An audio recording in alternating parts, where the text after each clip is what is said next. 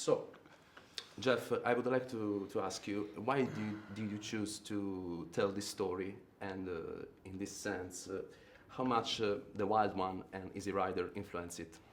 Well, The Wild One influences it directly. There's a photograph in Danny Lyon's book of the real Johnny Davis and a scrapbook that he made, which seems bizarre to me that a biker gang leader keeps a scrapbook, but he did. And it had a TV guide with Marlon Brando on the cover, and apparently that's really where he got the idea for the club. And if you look at the Chicago Outlaws colors, they're inspired by the back of Marlon Brando's jacket. So that was a direct influence. But when you're looking at the movie and you're looking at the scope of it, going from the late 50s to the early 70s, and we're supposed to be documenting a shift in this subculture, think about The Wild One and think about Easy Rider and what the hell happened in the 15 years that transpired between those two films.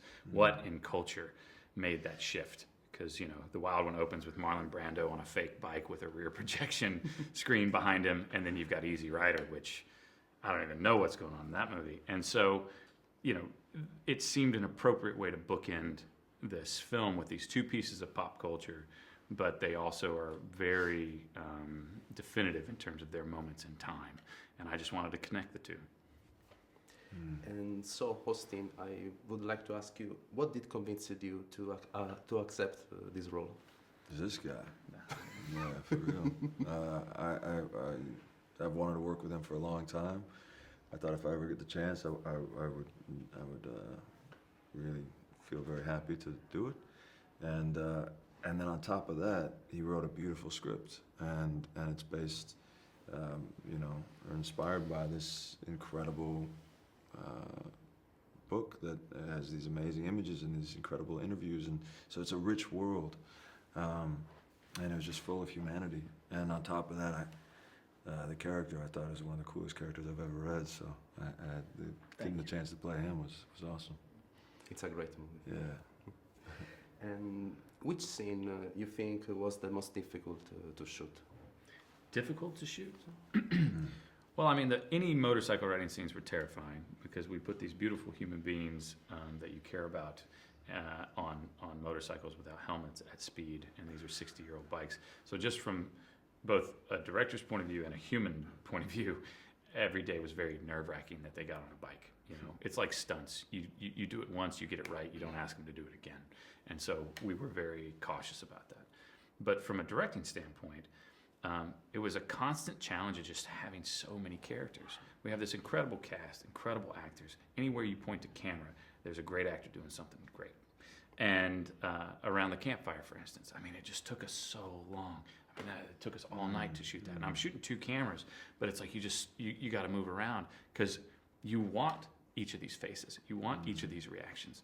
And I mean, how great is it that you got Damon Harriman over here and Norman Reedus over here and Austin and Jodie over here and Tom over there and Michael Shannon and Boyd Holbrook. I mean, I want to faint just thinking about it. And so that was difficult, just making sure you took advantage of this amazing thing, the table you dressed in front of you. And the last one, what was like working again with Michael Shannon? Because I know that this is the 5th movie that you made. 6th. The 6th. Yeah. He's been in all 6. Michael Shannon, he's my brother. We've moved beyond just, a working relationship, and I owe my career to him. I wouldn't be sitting here talking to you all without Michael Shannon. Think about it. He doesn't show up for Shotgun Stories. He doesn't show up for Take Shelter. I'm not here. So I recognize that. But the truth is, he's a great actor, and when he approaches a role, he brings things to it that are beyond what I could conceive on the page.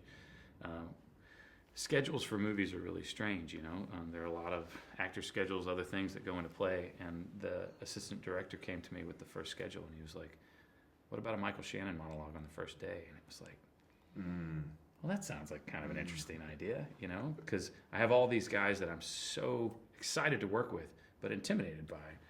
And here's one guy that I feel very comfortable with. So it felt like a really comfortable and appropriate place to start. And it gave everybody a chance to see kind of how I work with Mike, which hopefully is then the goal. I talked for a really long time. So It was an incredible first day. That's fun.